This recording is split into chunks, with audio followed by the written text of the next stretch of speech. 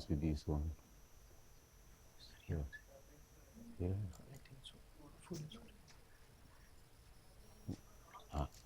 Thank you. Pointer है. Thank you. अच्छा है. Okay. I think some of you may think it's extremely high amount of paracetamol going on. So at one point of time, if you feel that too much of paracetamol, then start taking Rene or something like those kind of Digene. Rene is pretty popular in UK, so automatically it comes to my mind Rene. You can take Digene or whatever, Pantene 40, which my mom takes every morning, or something like that. Yeah. So just to reduce the indigestion from paracetamol for last 2 days. Okay. So given that, today I'm going to go with panel. I'm going to give you an overview. It may turn out to be the overview is actually full course of panel data. And then I'm going to bring slowly the DID in panel data. If you think really the dose is getting very heavy, then let me know what I can perhaps do. I have to reduce then the content of 1 day and then go with this content for over 2 days. Clear? Fine, but it's up to you. Because I thought that whatever I have, I'll give it to you, and whether you can take it or leave it, it's up to you. Clear? Fine. So given this, I'll start with the panel. So I'll start with what basically is panel is all about effects. Yeah, fine. That's the game plan. But as I said, that it is good. It is better that if you inform me that we cannot take any more. I don't mind. Yeah, fine. But if you don't, then I'll just go on, right? And like I'll start slowly, and then I'll just rapid fire every damn thing. Yeah. So given this, what is panel? So the panel is nothing but repeated observation on some units, could be individual, could be farms, could be country, for several time periods. In sociology and in political science, they don't call it panel, they call it longitudinal data. I have no idea why it is being called longitudinal, or why do we call it even panel, right? There are two different ways of thinking of panel data. One panel, I'll call it like varying variables, okay? So I can have the variables which remains invariant over the time period, or I can have variables which varies across the time period. I can have both features. And then some time constant component of XIT is unobserved. What is that? That one of the example is the something like ability, personality traits. I don't have data perhaps on those, or something like managerial ability in terms of handling a firm, right? I don't have the data for that. So I want to think of that, or the firm's innate ability to perform, right? One firm could be better than the other, but these are not time varying, time invariant, but I need to control for that.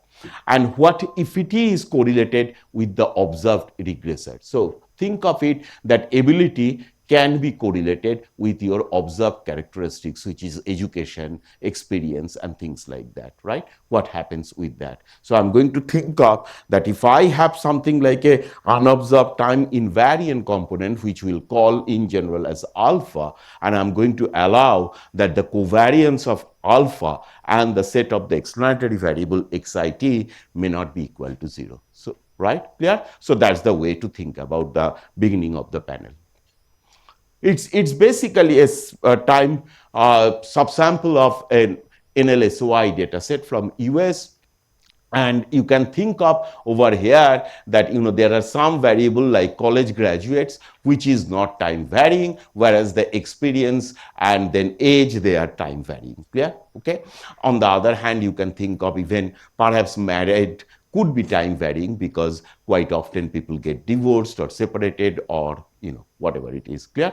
But definitely in general, college grad or the race, those variables would be time invariant variable, whereas I can think of that experience, age, in some way they are time varying variables. Okay. So given this, what I then want to think of that suppose I have this data set, I then want to get a basic features of the data set. So assuming the wage is my dependent variable, I can have the mean, which is 1.56, right? And then I have the standard deviation, which is like overall standard deviation is 0.42, but it constitutes of two parts. What are the two parts? It is the between and the within. So I want to model the within variation. So remember, in a panel, if I give you a very quick short example, that suppose one panel I have where the variable is something like in time period, or for one unit something like 0, and then the next unit it is 1, right? And then something is there between 1 and 0. The only variation is from that switching, that 0 1 to 1 0. If it is 0 0, then they cancels each other. If it is 1 1, then they cancels each other, right? So the only variation it is coming from the 0 1 and 1 0, this kind of feature, okay, which we will call as within variation. If you look at the college graduate, you see that the way to find out the college graduate is time invariant, because the standard deviation of the college graduates within is exactly equal to 0. So because it is time invariant, recall my example that 0 0 and 1 1. There would be no change between 0 0 and 1 1, because the xit minus xi bar is basically going to be equal to 0. Okay? Whereas for other thing, it is not equal to 0.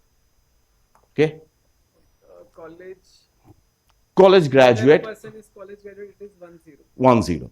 So there is no variation, because it cannot switch between 0 to 1 and 1 to 0. If you are starting with a college graduate, you would remain as college graduate in the labor market. If you don't start with a college graduate, you will remain as it is. And when it comes to continuous variable, that is where the time variation or the within variation kicks in, because that's why you can see in case of experience, you can see in case of age, you can see it even with your dependent variable, which is log wage. Clear? Education, of course, education, if you get more training in general, when people enter the labor market, then they may not go opt for any more education. If they do, then of course it would turn out to be time varying. Clear? But it would be time varying for a certain set of people, not for the entire sample of people. Okay? No, here I don't have perhaps the education variable. I have only a college graduate value. So I ask you, are you a graduate from a college? Yes or no? And that's how the characteristics is. Clear? Fine. So given that, what I want to think of, that what would be the impact of an additional year on experience on log wages. So what we can start with, I can think of, I just start with a simple model or an OLS, where my dependent variable is wage. Experience comes up to be with beta 1, the coefficient. Then I have age, and then I have college graduate, which matches up with your data set over here. If you can see that age is there, experience is there, college graduate is there. Okay? So given this, if I think that I want beta 1 to be a consistent estimator, then one of the crucial assumptions that I need is EIT to be uncorrelated with the dependent variable. So what does it mean? That the covariance between EIT and experience should be equal to 0. The covariance between EIT and age IT is also going to be equal to 0. Just think of first the time varying variable. And now I want to think of that there exists something which is unobserved but time constant variable, which can be correlated with both. What are the both variable? With the labor force attachment and the wages. Clear? So there could be something, maybe the ability, and then I want to think of that this is correlated with wage as well as the labor force attachment. What would be the result? That then EIT would turn out to be correlated with experience, and hence if covariance of EIT and the experience is not equal to 0, OLS would turn out to be inconsistent, right? So forget the unbiasedness, it would turn out to be inconsistent. Okay, fine. So given this, what we can think of the solution? So I want to think of the solution as suitable proxy for CI. What are the CI? Unobserved ability. How do I measure the unobserved ability? One of the way to think about it, I want to take your test score which is available from your GCSE or from your A level exam, and I claim that this test score can turn out to be an instrument for experience which is uncorrelated with wages. So I'm hunting for some variable outside the system to use as a suitable instrument for my experience, and one of the such variable could be the test score. Or the other way I can think about it, I want to use the panel feature of the data to eliminate this unobserved heterogeneity which is present across the individual, which is nothing but, in my notation, is equal to CI. Right? Clear? No question? Shall we move? Okay, fine. So note, I then want to move from this pooled model and I want to distinguish the XIT into two components, the XIT and the CI, where CI is unobserved, latent variable, unobserved heterogeneity, unobserved effect, whatever be the way you can call it. And then I assume that if I can control for all the x starting from time period t, that's my beginning of the observation, to end time period, which is my capital T, if I take the expectation of that conditional on CI also, that's going to be equal to 0. So what I claim then, my random error or the idiosyncratic error is uncorrelated with the explanatory variable in every time period, right? Which is the strict exogeneity assumption. Because note what I have written, x1 t up to x1 capital T. So I start with time period small t and end up the sample or end up my panel at capital time period T. Okay. So given this, I can then think of that let's make my two error, my two IT. So we compute UIT. UIT you cannot compute residual ever unless you run the regression. After running the regression, yes, we calculate the UIT. So absolutely. CI also we CI then would go into the UIT. Right. So why we are not assuming the T subscript? Because the beta hat pooled IT is the constant estimator, no? Right? Clear? You are not doing time period wise. Okay. So given this, so I basically what I want, that expected value of x transpose IT UI is equal to 0, which is nothing but that I want to think of the covariance of XIT and CI is equal to 0. So that means the unobserved heterogeneity and the set of explanatory variable is equal to 0. Okay. And in one very nice way to explain this is in terms of I want orthogonality between my unobserved heterogeneity, which is CI, and the set of time varying regressor could be, which is XIT. Clear? Fine.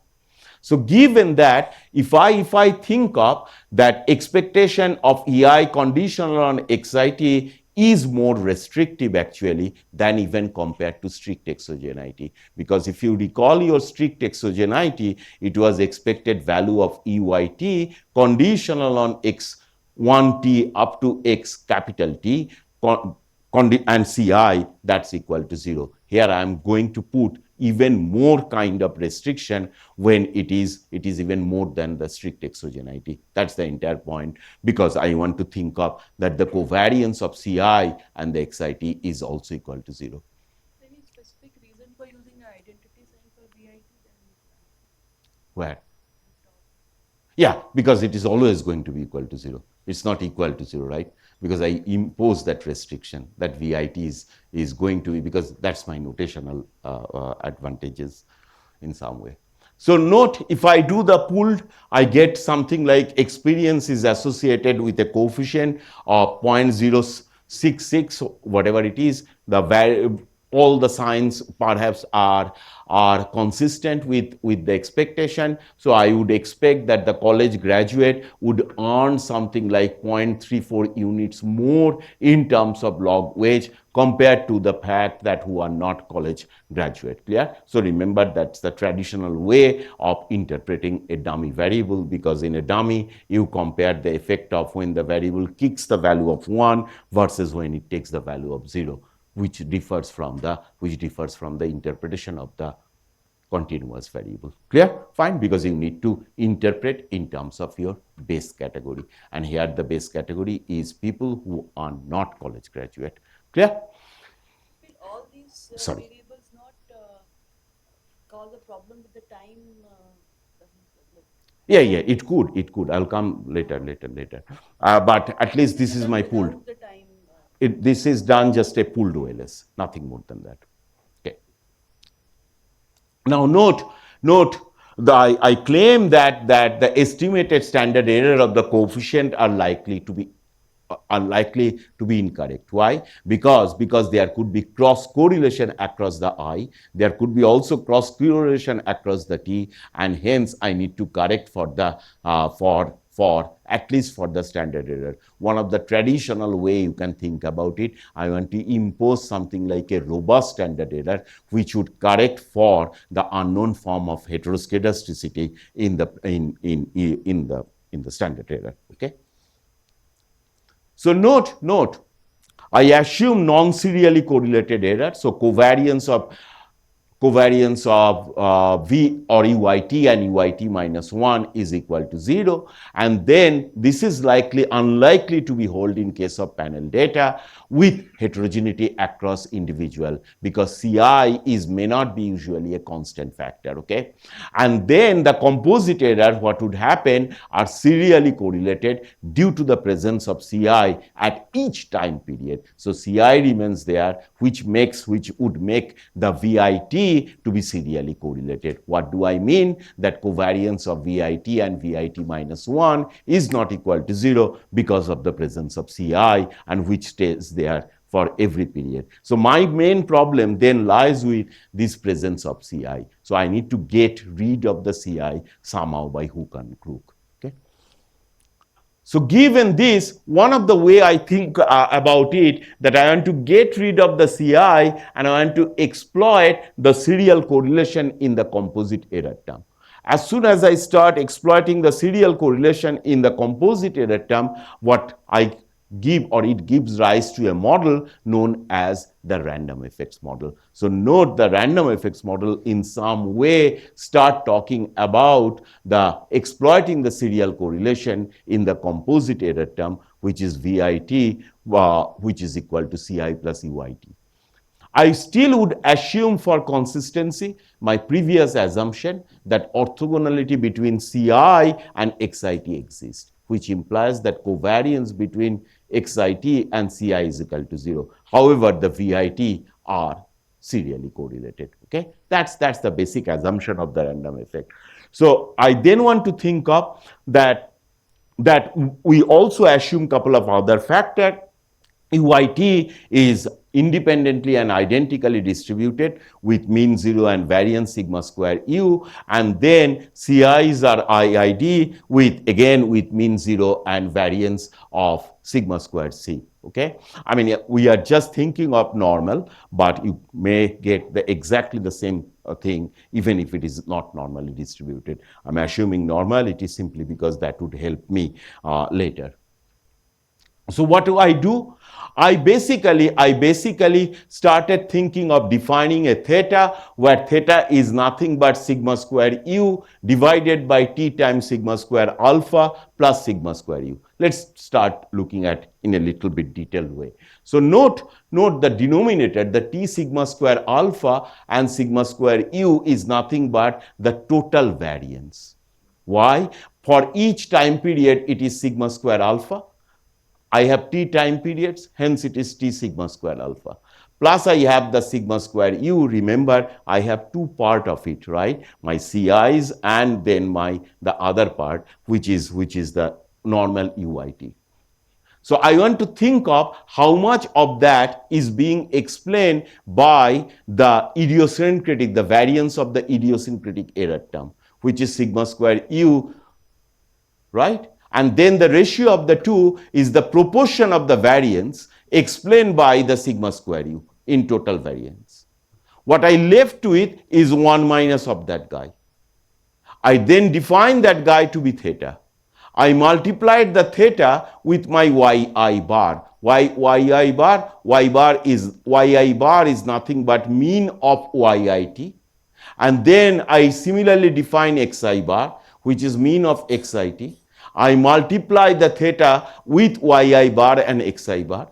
Then I take deviation of yit from this and from this, construct the two new variables yi tilde and xi tilde. In turn, I then do the regression between yit tilde and xit tilde. That's what the random effect does. Clear?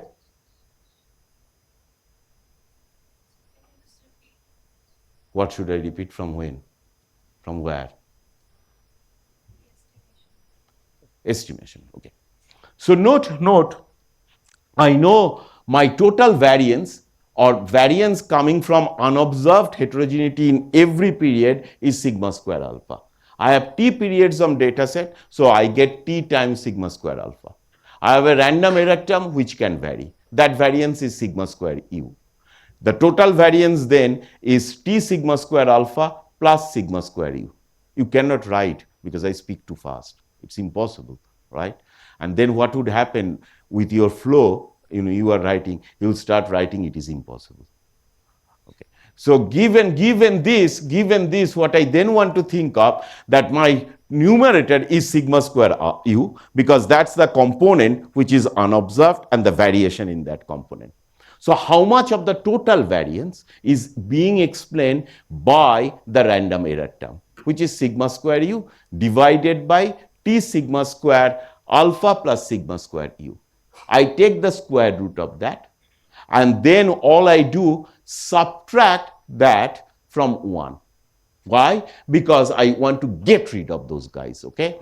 And then I call that as theta, right? So remember, if I run a pooled regression, I can actually get the estimator of sigma square u, sigma square alpha, and those guys, okay?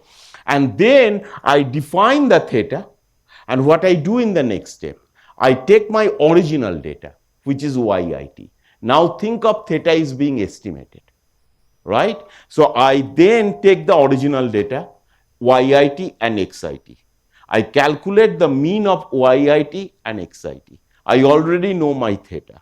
I now start thinking of a new variable, yit delta or tilde. Yit tilde is nothing but my original variable, which is yit, minus theta times the mean of yit, which is yi bar. Clear? So I similarly get the xit tilde. In the next step, what I do, I regress yit tilde on xit tilde. In process, what I do then, I get or I eliminate the serial correlation of the V by constructing that theta. And hence, you can think of random effect is nothing but also a generalized least square. Why it is a generalized least square? Simply because I am running a regression of a newly constructed variable yi tilde by exploiting the serial correlation of the VIT and then running it on xit. Because think of a normal way, your heteroscedasticity is sigma square times xi. What you do then, to get rid of the heteroscedasticity, you divide every variable by 1 over square root of xi. Then you run the regression of y over 1 root of xi on a constant divided by root xi, and then a constant, and then the error term, right? Your new error term is ui divided by root xi. Even if the variance of ui originally was sigma square xi, the variance of ui over xi or square root of xi would be sigma square. simple thing you are doing over here. Hence, random effect is nothing but a generalized least square estimator. Clear? And sigma square alpha is a variance of VI. Sigma square alpha is the variance of the unobserved component, CI. Ci. Okay. So I then want to think of the stata kind of framework. I do something like tell stata that I am working with a panel data by the command xt set, whatever the cross-sectional dimension, whatever the panel dimension or the ER dimension, I do that, and then it would come up with, if you have the unbalanced panel, it would tell you that, okay, your data is unbalanced from here to here, and then 1 unit means you have yearly data 71, 72, 73. Then what you do, you run xtreg with something like RE. Okay, at the end of the day, you run it with RD. And then you can think of that you see the rho. Rho is the most important part over here, which is 0.67. So that's the fraction of variance due to UI. Remember my UI, right? My UI in this case is nothing but the alpha I. So how much is being explained by the variance of the individual heterogeneity in terms of the total variance, I can find out that. So I have the sigma u, I have the sigma e, and I can take the sigma square u and take the sigma square e. I can divide one by the other, and then I will get my rho. So my rho is nothing but sigma square u divided by sigma square u plus sigma square e. This data does it in a little bit different way than actual formulation. And note the other crucial part. Remember what I said, that your covariance of unobserved heterogeneity and the set of the explanatory variable is still equal to be 0, right? And that gets clear over here because it says covariance of ui and x is equal to 0. Clear? Step by step. So given this, yes, please. Sigma E. Well, your other error.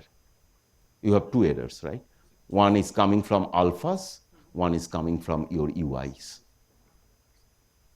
So the fixed effect estimation.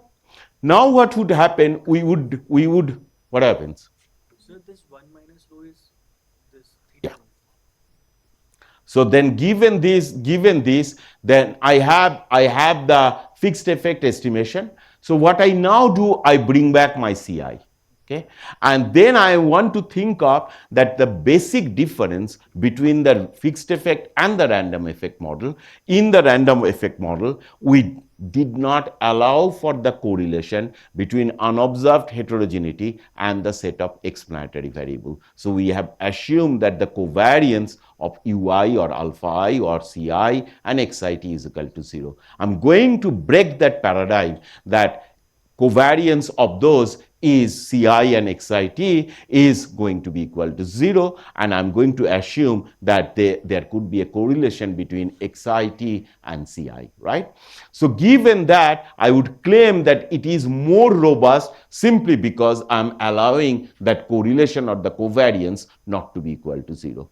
So given this, we cannot include the time constant regressor in XIT. Why? Because then they would turn out to be perfectly collinear between your unobserved heterogeneity and time constant variable. If you run the regression, you will see that the variable gets dropped and people will come shouting, why can't I make the coefficient of the gender dummy to work in a fixed effect regression, right? Clear? Which is a tautology, because by the structure of the fixed effect model, you would not be able to estimate it.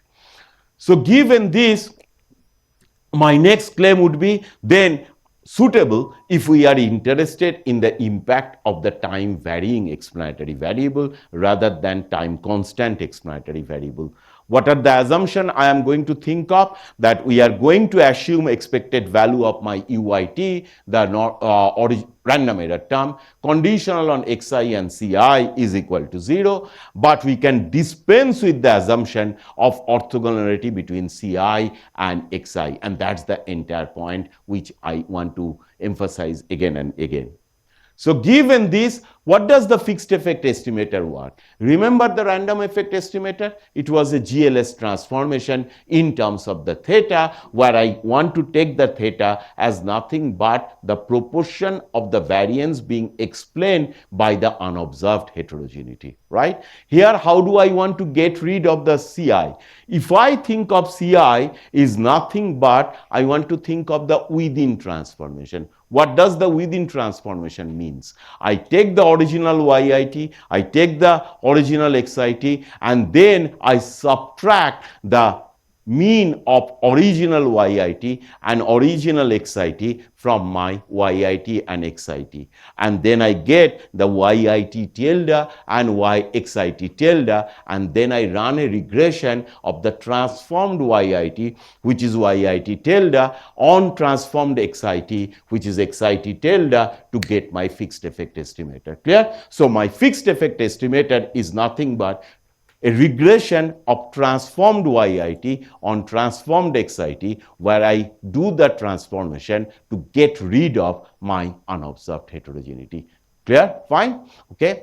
So given this, I define my YI bar and XI bar once for your own, for simplicity's sake. Clear? But it's the same definition that we carried forward from the random effect. Question? If you look at it, basically we are doing a transformation. Yeah. Whether it's And a random effect or a yeah, fixed effect. yeah, yeah. But in a random effect, we are doing a transformation by calculating that theta. And here we are not doing it. So it is in the robustness of the method then come because we are not doing that theta. Yeah. So here it is, we are, over there I am still assuming the covariance is going to be in random effect is 0, but here I am not assuming that anymore, right? Okay. So note within transformation. So when you run a regression of a fixed effect in Stata or whatever, R or Python, what you do basically, you want to think of, all I am doing that I do the time demeaning, right? YIT minus YI bar. So this time demeaning process, it gets rid of the unobserved heterogeneity. And then I want to think of time average regression. So which is my YI bar on XI bar. And that's nothing but my between regression. Clear? So my between part comes from YI, the regression of demeaned dependent variable on the demeaned explanatory variable, because I am running a regression of YI bar on XI bar.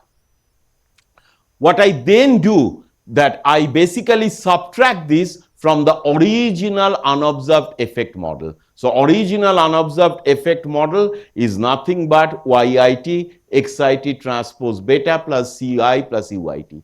But in practice, what am I doing? I'm subtracting this guy from YIT. I'm subtracting XI from XI bar from this guy XIT, and I'm running now this regression of YIT minus YI bar on XIT minus XI bar. So recall the beta hat FT is nothing but it is always going to be give you the consistent estimate of beta, despite I allow for any form of correlation between the unobserved effect and the set of the explanatory variable.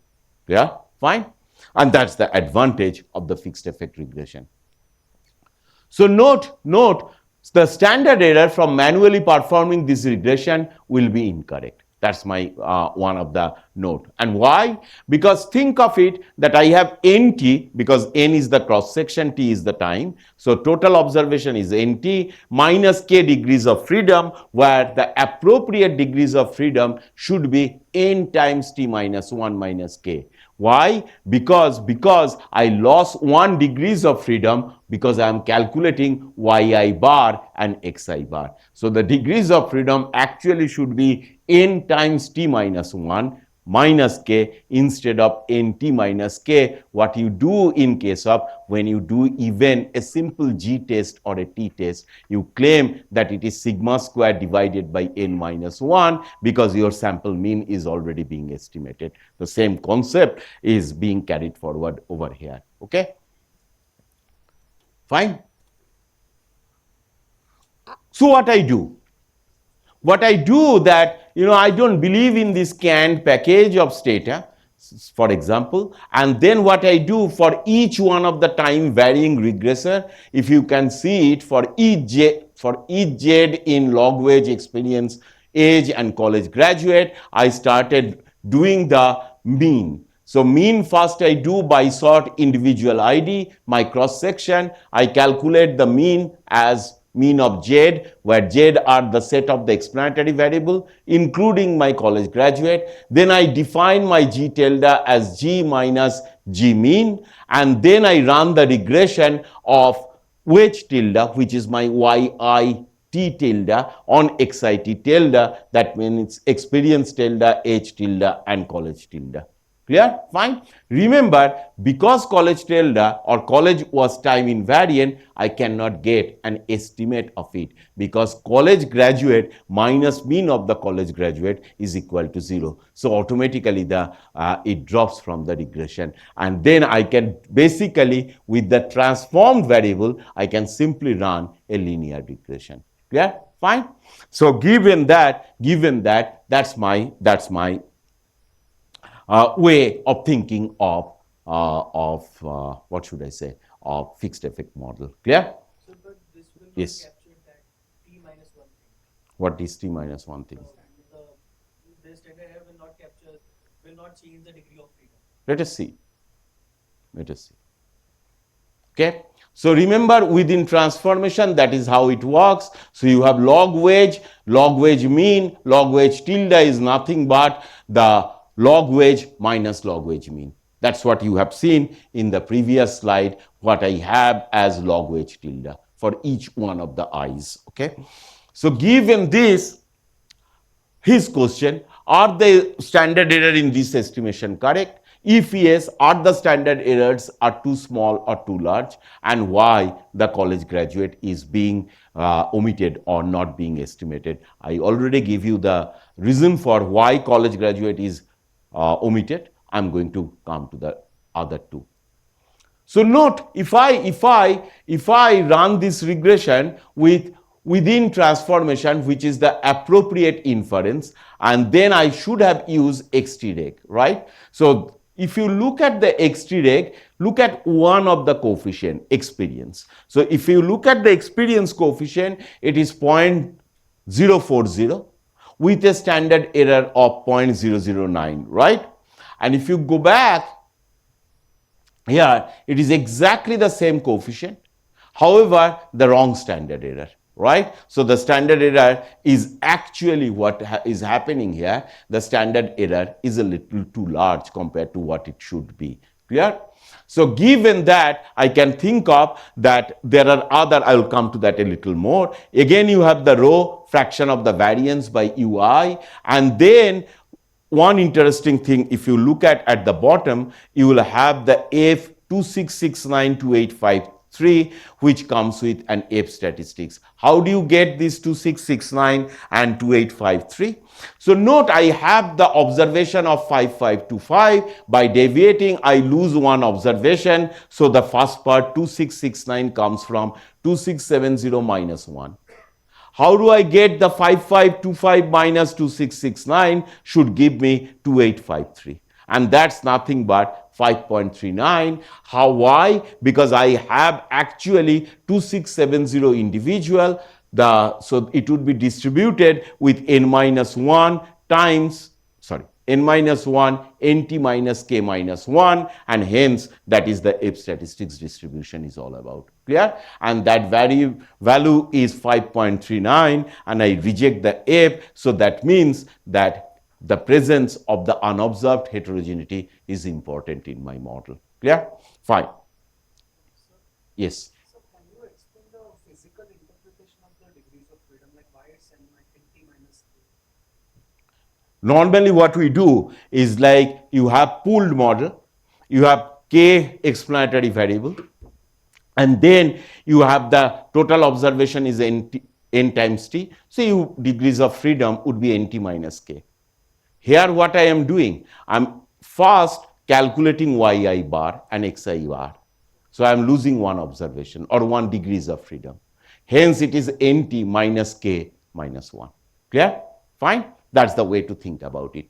Okay. The other way, I do not want to believe in xtreg. What I want to do is basically I want to think of the array command, which is nothing but inclusion of the dummy variables, because for each unit I have a dummy which gives me my fixed effect. I can use array and note the coefficient would turn out to be exactly same. However, the standard errors start differing for each one of them. So when I do the deviation form, I get a standard error of 0.006. When I do the xtreg, I get a standard error of 0.004. And when I do the array, I get a standard error of 0.009. Clear? So there is a difference in the standard error. However, the coefficient exactly remains the same in every case. Okay, but again remember one thing, the F statistics of unobserved indicator, that gives me exactly the same value as in case of the fixed effect regression. So all I can then think of, the fixed effect estimator is also called the dummy variable estimator. The LSDV estimator also produces appropriate degrees of freedom, n times t minus 1 minus k. So we have two ways of getting the beta hat Fe. One within transformation, or one least squares dummy variable estimation. The question is that both of them gives you exactly the same coefficient or the identical estimates, right? Clear? With differing standard error. Why? The origin of it, it comes from, if you know the Gauss-Markov theorem, but perhaps you don't know or you never heard of Frisch-Wah theorem. And I believe that Frisch-Wah theorem is extremely important in case of multiple regression. So what Frisch-Wah theorem does, it talks about partition regression. So, and partition regression happens when I am dealing with a framework of multiple regression. So I have a multiple regression here. Why?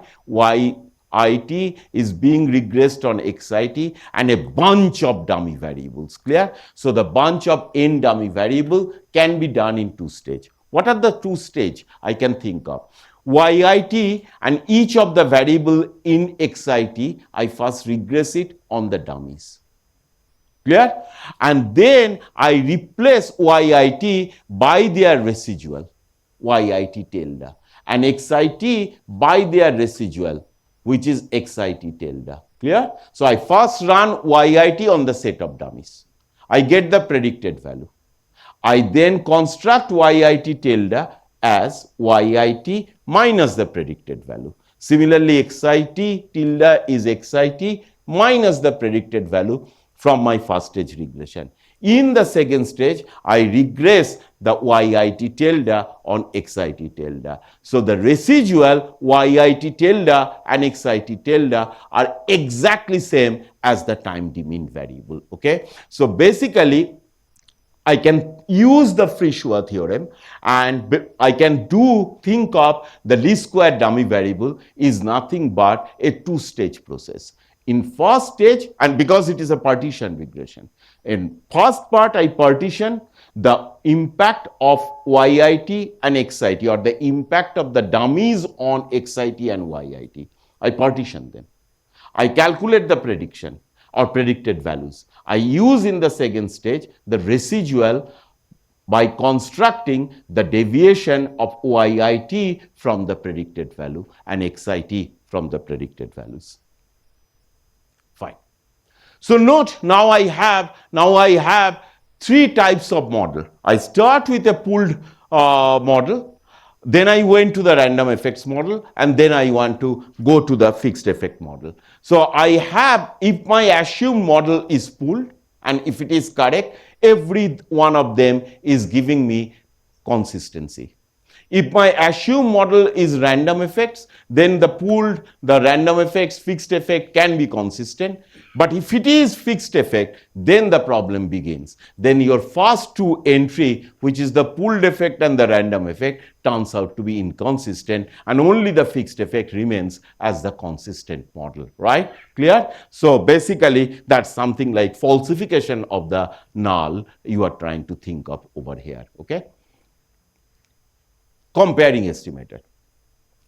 What are we trying to think of? I'm going to, as I said in the outline, I'm going to talk about two different kind of diagnostic. One diagnostic, I'm going to go first with the pooled versus the random effect model. Okay, and the pooled versus random effect model is being done by what we call as Breusch-Pagan Lagrange multiplier test. So the null hypothesis in the Breusch-Pagan test is the variance of sigma square alpha or sigma square c or whatever it is equal to 0. So that means the cross-sectional variance is equal to 0 versus the alternative is not equal to 0. So that means no, if I accept my null, then there exists no significant difference across the unit and my pool model is going to be good enough.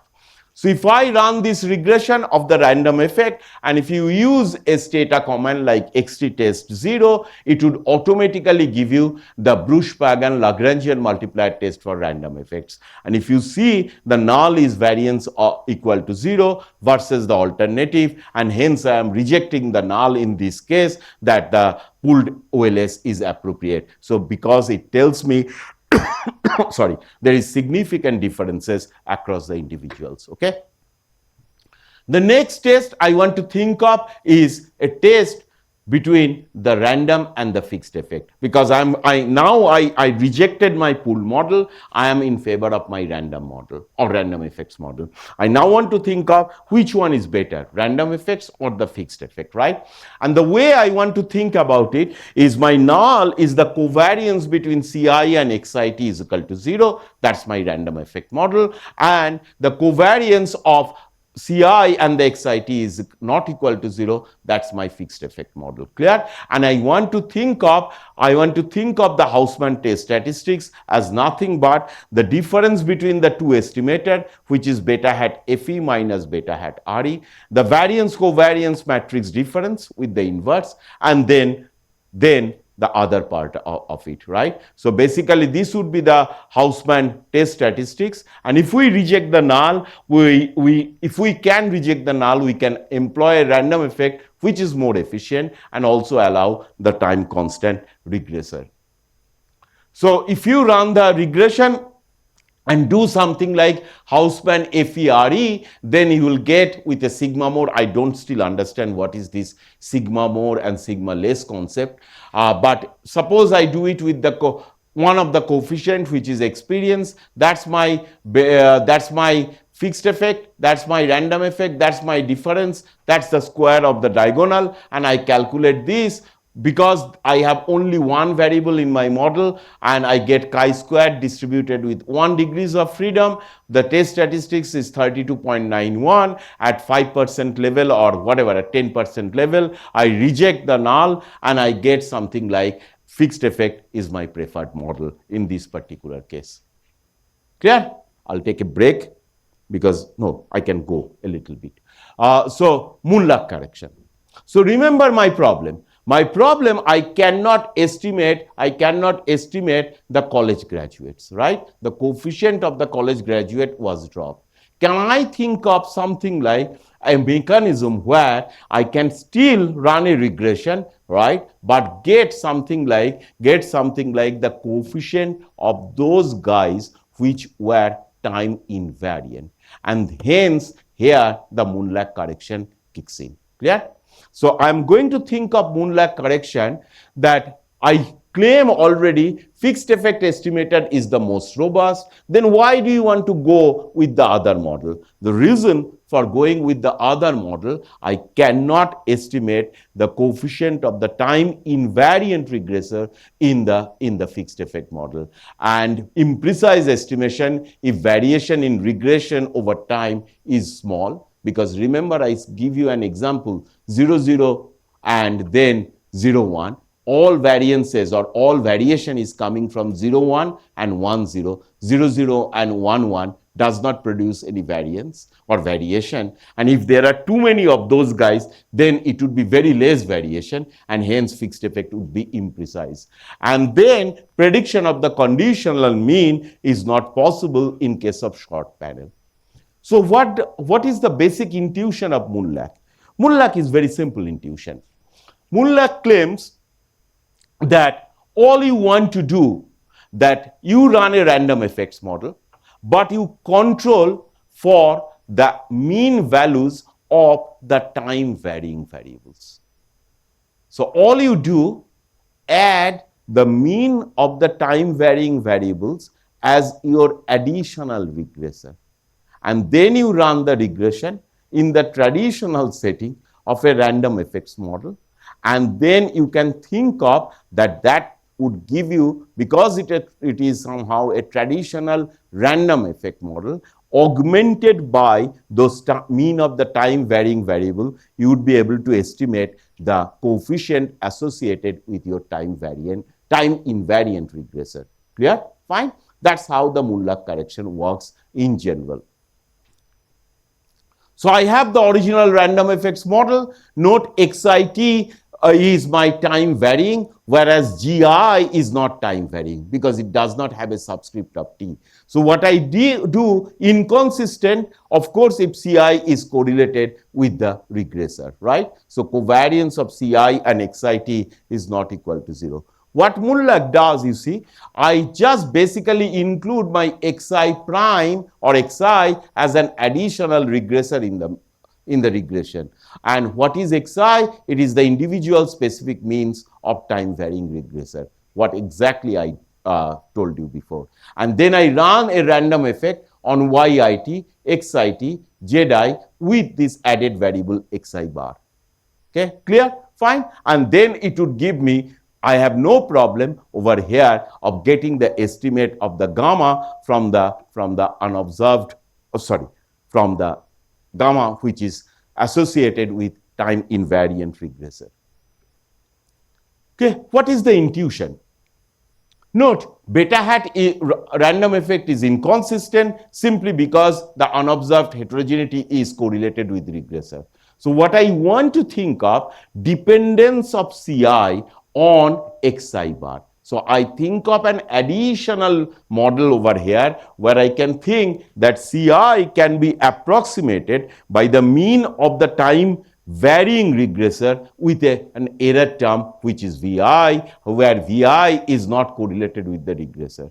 So if I think of that paradigm, then you see, if I take the expectation of CI is expectation of xi bar phi plus expectation of Vi. Expectation of Vi is equal to 0. So I end up with expectation of Ci, Xi is Xi transpose phi, and if phi is equal to 0, then actually Ci is not correlated with the regressor. So you can even find out by testing whether the coefficient of the phi is significantly different from 0, that whether Ci was at all correlated with Xit. It has a dual advantage in that way. So given this, so random effect estimation, log wage, experienced college graduate, I have everything. So note what I do. I basically introduce now log wage, run the model on experienced college graduate, but I add the time mean of the time varying regressor, which is the experience. Clear? One way to do it in Stata, you just install this package, Mullach user written package, set the panel as we did, and then estimate the model, right? And in one column, you will get the random effect estimator. In one column, you will get the Mullach estimator. Note, the Mullach estimator of experience is extremely close with your original fixed effect estimator. So it is 0.047. And if I go back quickly, I forgot where it is, somewhere.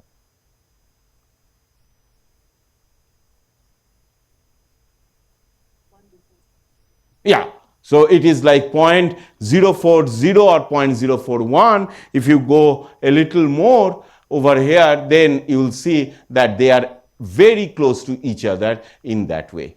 okay, in terms of the estimate. So it is 0.047, clear? So given this, I can even now in this case get an estimate of the college graduate. I can also see the mean experience comes up with a coefficient of 0.037 and a t-statistics of 5.75, and hence I can claim CI is indeed correlated with my XIT. Clear? Fine? Good. Lot of smileys I can see. So then note that, I mean, it's not emojis. So it's note the coefficient on experience with moonlight correction is nearly same as beta hat Fe. Clear? And that's my recap. So I started with a basic panel data model. Pooled OLS estimator assumes CI is constant. Random assumes CI varies, but the covariance between CI and XIT is equal to 0. Imposes the assumption on the distribution of CI and UIT, and I calculate what? The feasible generalized least square, as I showed you before. Right? Then I come to the fixed effect estimator, where I am allowing CI to be correlated with XIT, but I get a disadvantage that I would not be able to get the estimate of time invariant regressor. It is possible to test between models to ascertain the validity of assumption in terms of the Bruch-Pagan test and then in terms of Hausmann test. And finally, we try to show you that a moonlight correction may not be a bad idea, irrespective of whether you have a fixed effect or a random effect model, because at the same time, you can get the estimates associated with your time invariant regressor. Clear? Fine. I'll come to 2A fixed effect model. What is the time? 11:35. I should take a break. Right.